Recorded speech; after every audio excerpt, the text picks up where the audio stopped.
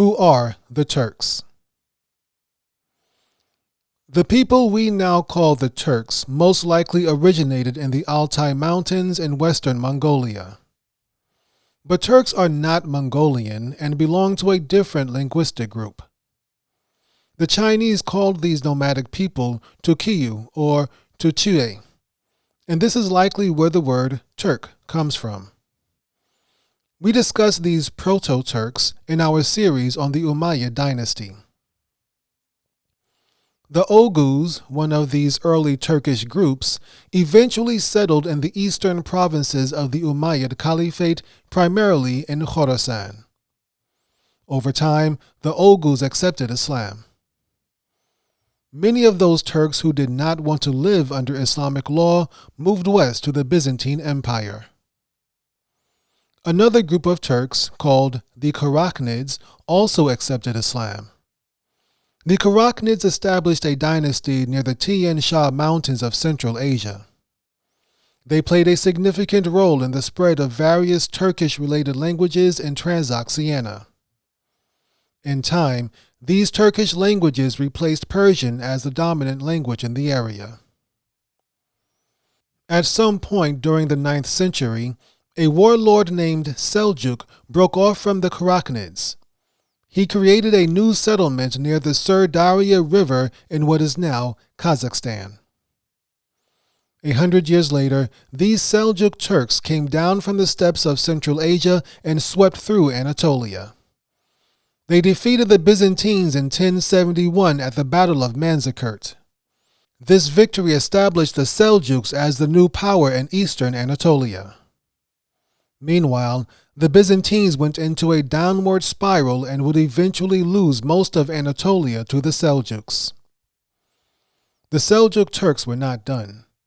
From their capital in Nishapur, Iran, they continued to spread, conquering much of what we now call Persia, Anatolia, the Caucasus, and Iraq.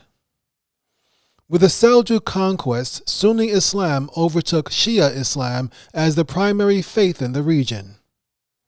6 years after the Battle of Manzikert, a Seljuk prince named Suleiman declared his independence from the empire.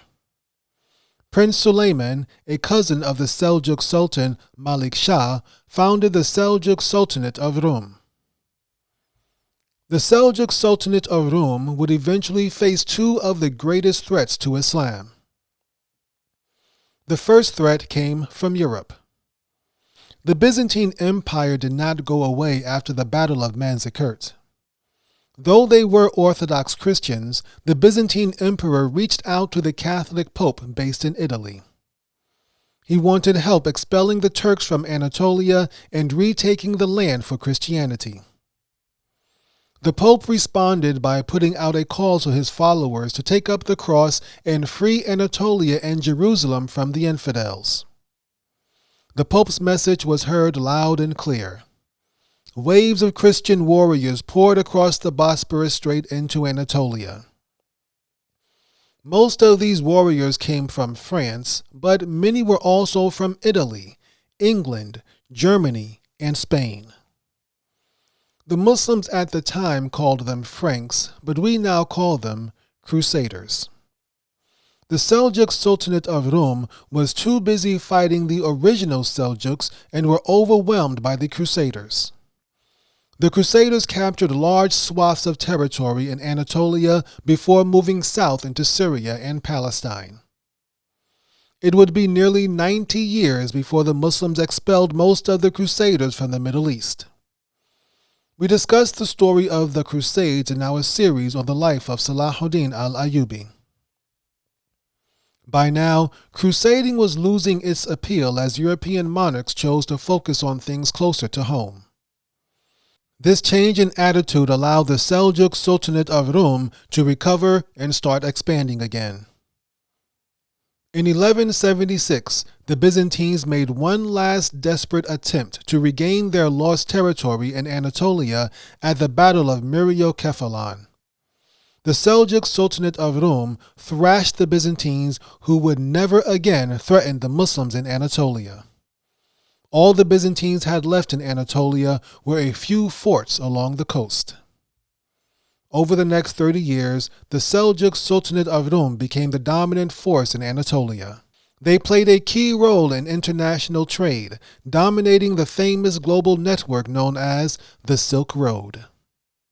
We mentioned earlier how the Seljuk Sultanate of Rum faced two major challenges. The Crusaders were actually the lesser of these two challenges. Their biggest challenge came from a land far to the east. In the 13th century, the Mongols arrived. By the time the Mongols arrived in Anatolia, they had already captured much of Iran, Georgia, and southern Russia.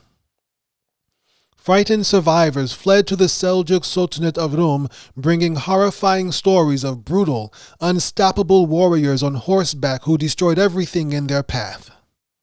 Before long, the Seljuk Sultanate of Rum faced off with the Mongols. Their armies clashed at the Battle of Kosdag in 1242, and the Mongols came away with the victory. The Seljuk Sultanate of Rum had no choice but to submit and become a vassal of the Mongols.